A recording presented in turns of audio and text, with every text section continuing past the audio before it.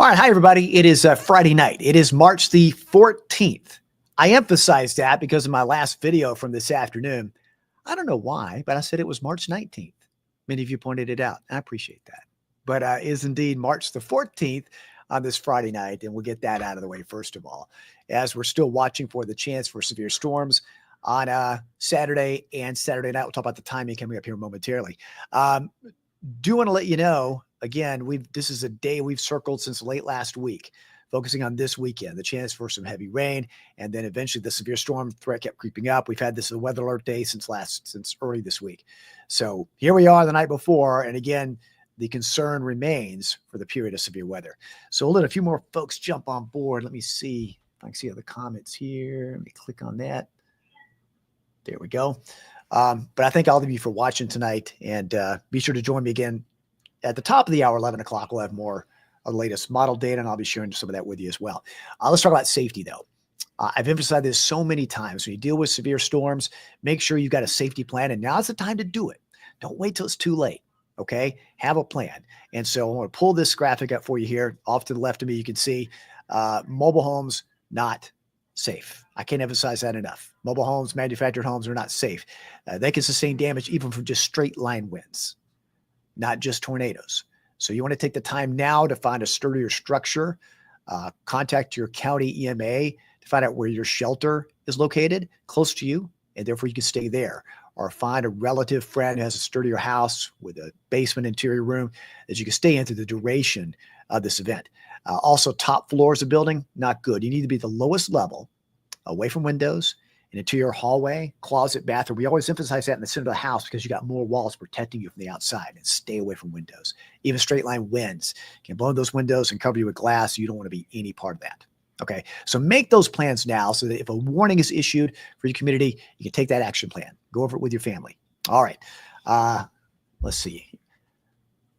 Karen, thanks for watching from McKaysville. Good to see you, Karen. Hey, Brandy. Hey, Gary. Gary's always watching. Hey, Gary, I appreciate you, buddy. Hello, Laura.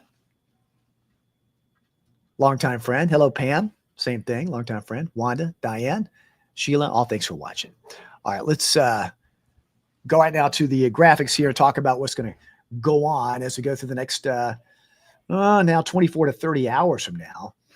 And it's still quite concerning when you see the amount of energy that's out there. And I'll show you the timeline coming up. Tonight, the winds are picking up. It's going to stay that way throughout the night. So windy night coming up, between 20, 30 miles an hour. That'll start picking up very, very late and into the day. Tomorrow, wind gusts 30 to 40 at times. And we'll go over that also. Right now, not much happening. You see those red lines indicating the southerly breeze picking up. A few scattered clouds out there, but all the action is just to our west. And you can see this is the first round of severe weather lining up basically just west of the Mississippi River. Now, there are watches already out around the Memphis area. These expire at 4 a.m. back over southern Mississippi. And this first wicked line of tornadic activity from St. Louis to west of Memphis is with this area of low pressure near Kansas City. That's the main powerhouse system that's going to cause all this wind. Notice the circulation going on. See how it's pulling in that counterclockwise circulation. So we're seeing pressure falls. That's why it's increasing in speed for us. And then it kind of comes back around. This is all counterclockwise, all around that area of low pressure. Okay. So that low is going to be racing off in this general direction to the north and east. So it's going to be pulling all that energy away. So what we're going to be seeing overnight, the best chance for severe storms is basically around Nashville, Huntsville, and west as this line moves in. Now, we could see a few stronger storms first thing in the morning, what's left of this line. But I think by the time it moves away from the energy, what we may have in the morning is going to be a lot weaker, but we'll have to watch that very carefully. Not going to discount that at all.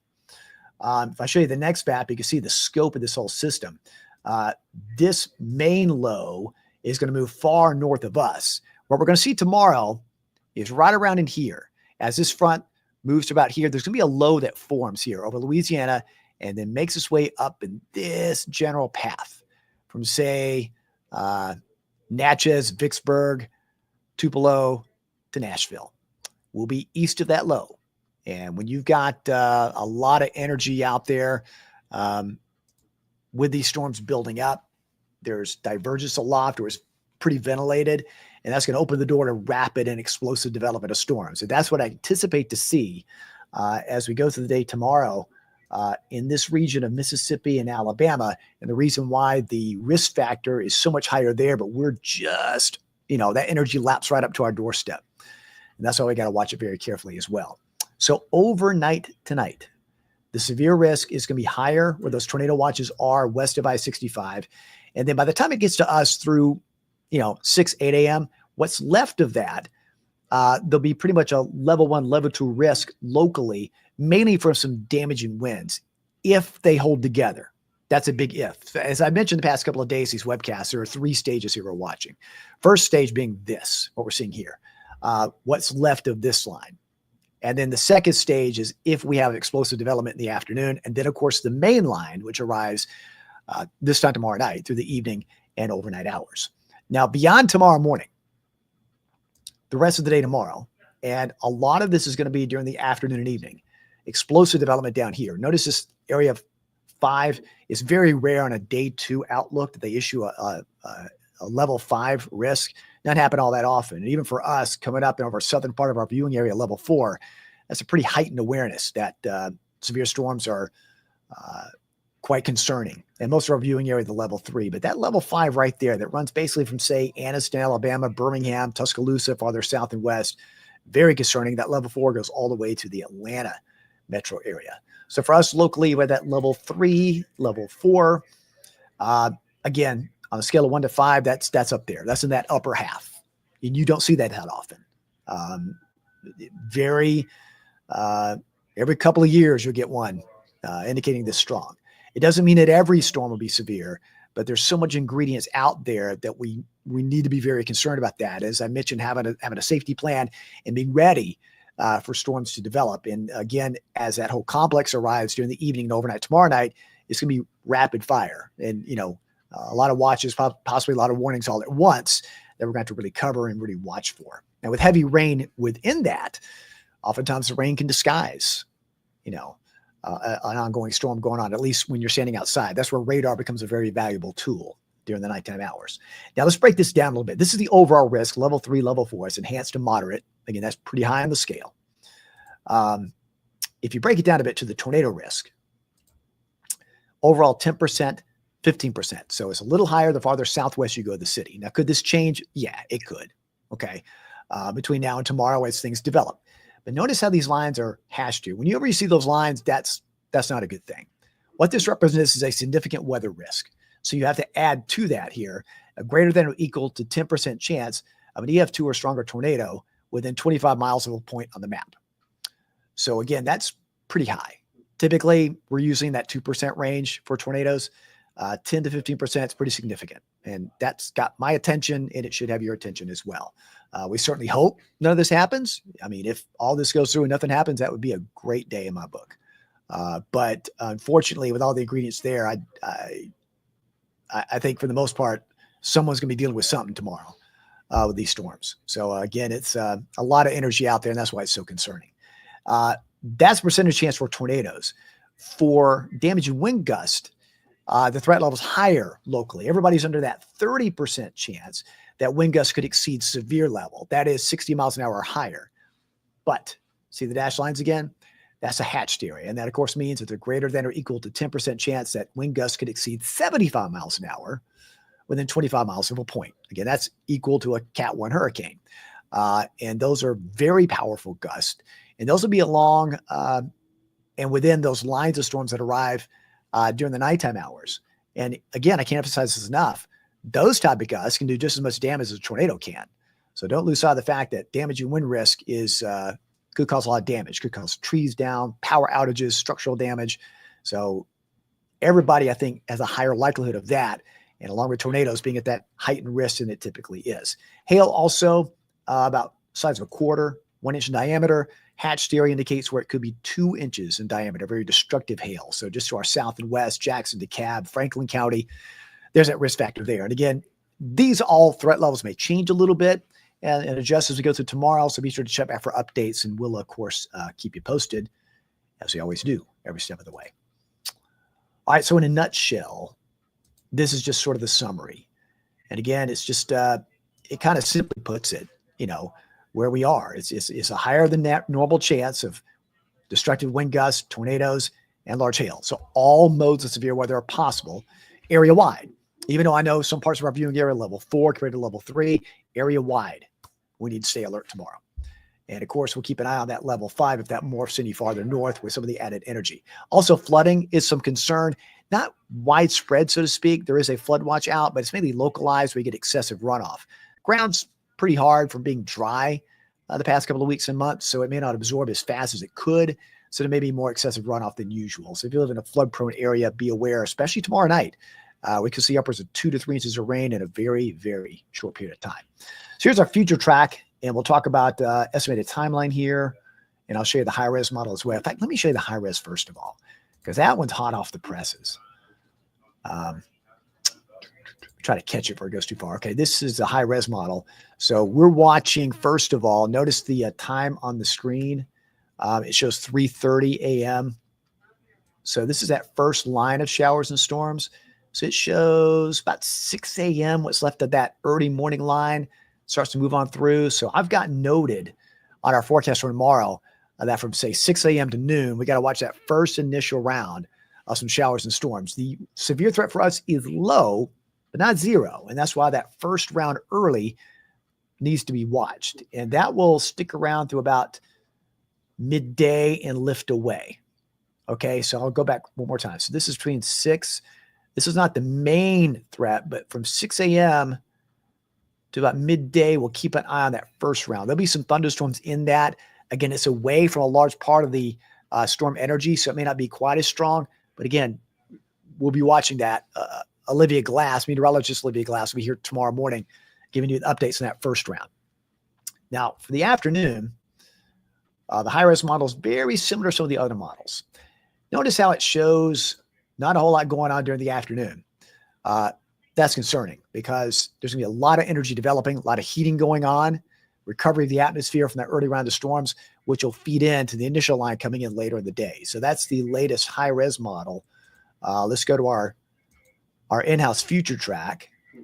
And again, it shows, notice how it's more scattered. See, it's a difference of opinion of the models there.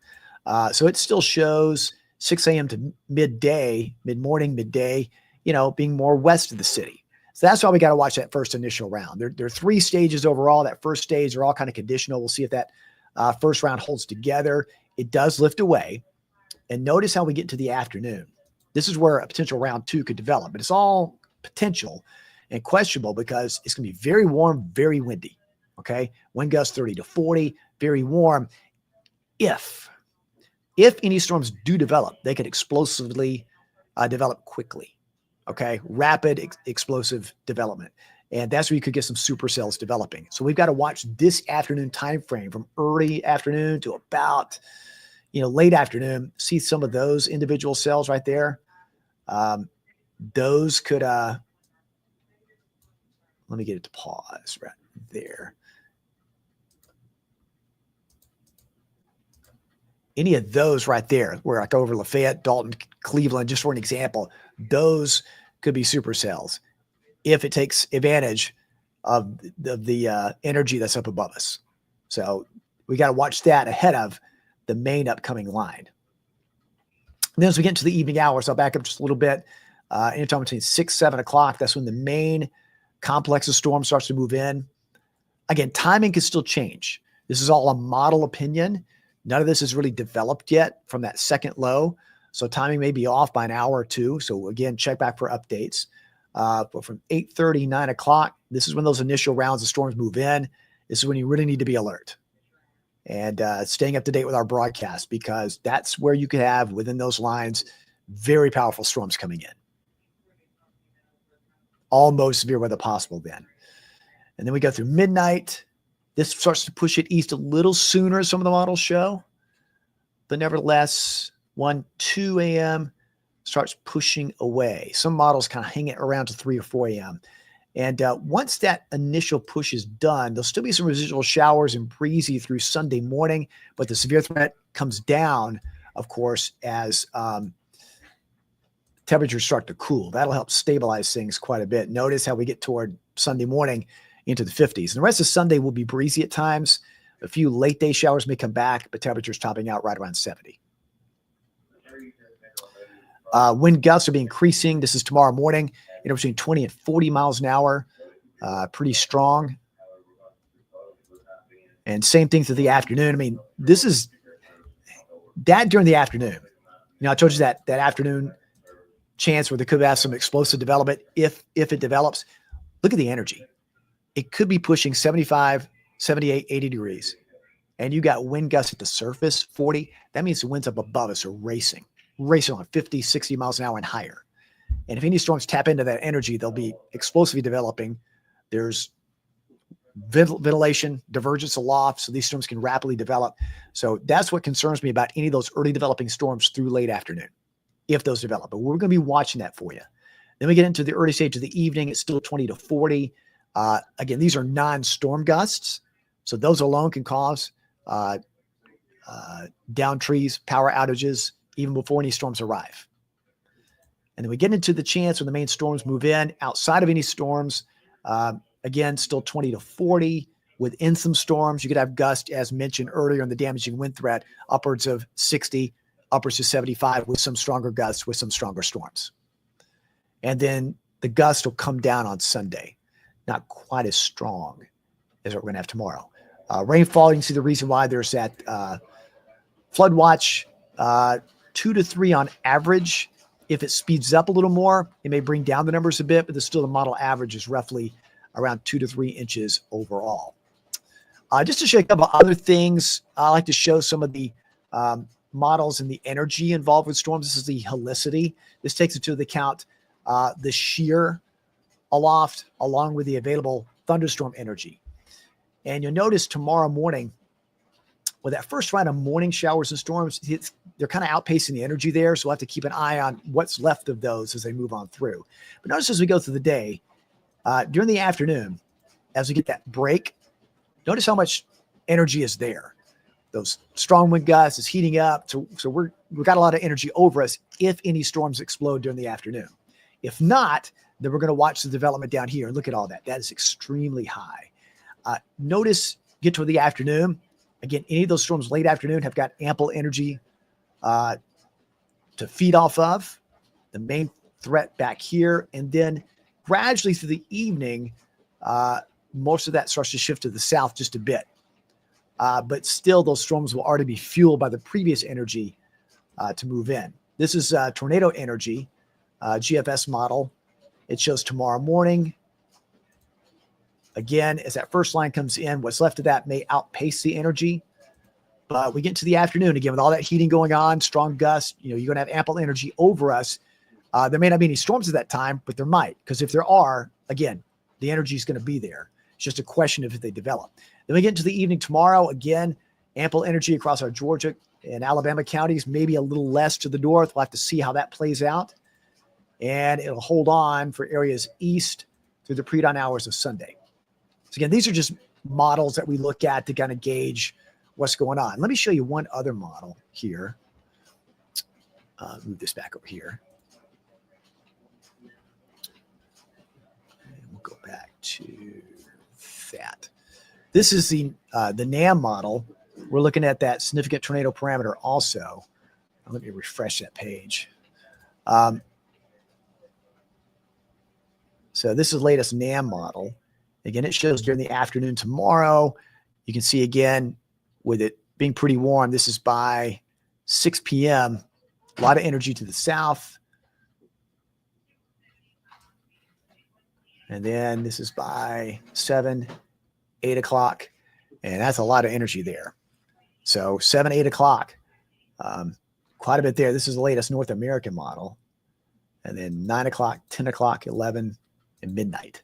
So it does start to shrink a bit, but that's right at the same time all these storms move in. So according to this model, again, you got those storms having ample energy to feed off of. This is approximately midnight. And it does show some individual development. See these storms right here?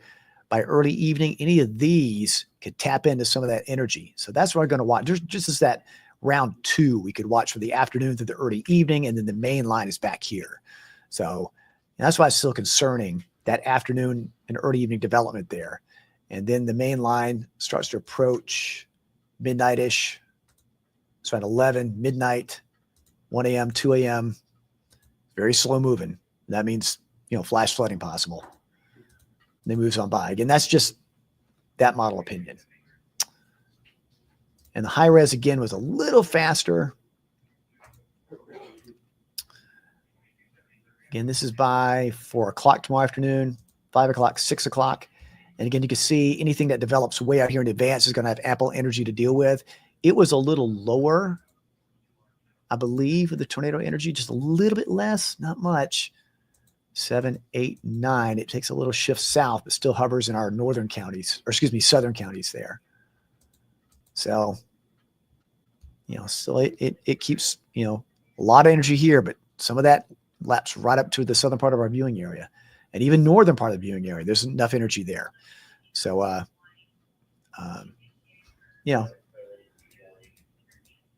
that's what we're going to watch very, very carefully through tomorrow. So that's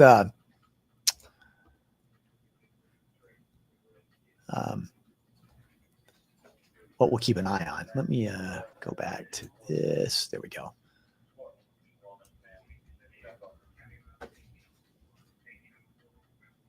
All right, so I'll go back to the main threat map here and close this out, because we got to do our News Channel 9 at 11 newscast coming up here shortly. So again, there's your overall risk factor. And again, folks, we're going to have updates for you all throughout the day. I just wanted to provide you an update tonight for everybody who goes to sleep, just to understand, what's going on out there. Things can and do and will change as we go through tomorrow. We've mentioned the 3 time periods I want to keep an eye on. And of course, things can still fluctuate as this thing develops, this whole system develops. So I think the main concern for the highest severe risk is going to be from, say, late afternoon into the evening, early stage of the overnight.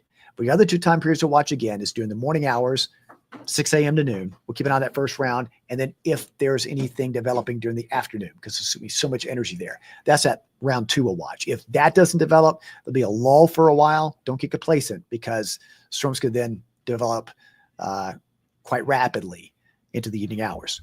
One other reminder, be sure your mobile devices stay charged. Keep them plugged in as long as possible tomorrow, because I have a feeling there could be power outages to deal with. Make sure you have alternate sources for lighting, flashlights, batteries, whatnot. Go over that safety plan with your family, and we'll get through this. Worrying doesn't do anything. Just don't be scared, be prepared. That's the motto, and we'll get through this. But we'll keep you updated every step of the way. I'll have more on our newscast coming up at 11. And, of course, me and meteorologist Olivia Glass will be here tomorrow to keep you updated right through, before, during, and after all this moves on by. All right. Hey, thanks for watching, everybody. I appreciate you. And thanks for all your comments there. And we'll get through this, and we'll have more updates tomorrow. Thanks for watching. Stay safe, everybody. Have a great night.